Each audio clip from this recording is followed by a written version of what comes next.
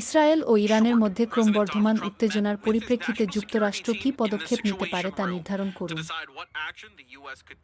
আমরা এত শক্তভাবে নেমে যাব যে তারা যদি আমাদের লোকদের সাথে কিছু করে তবে এত শক্তভাবে নেমে আসবে। প্রেসিডেন্ট ইরানকে আত্মসমর্পণের আহ্বান জানিয়ে অনলাইনে পোস্ট করে বলেন, আমরা জানি তথাকথিত সর্বোচ্চ নেতা কোথায় লুকিয়ে আছেন।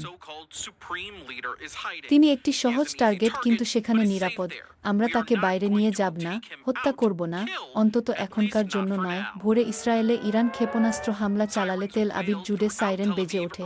প্রেসিডেন্ট ট্রাম্প বলেছেন, তিনি ইরানের নিঃশর্ত আত্মসমর্পণ চান। আমি মনে করি না, যতক্ষণ না তিনি কোনো ধরনের সিদ্ধান্ত নিচ্ছেন ততক্ষণ আমাদের জড়িত হওয়া উচিত নয়। One way or the other, they've got to end their nuclear program. On Capitol Hill, senators have mixed feelings.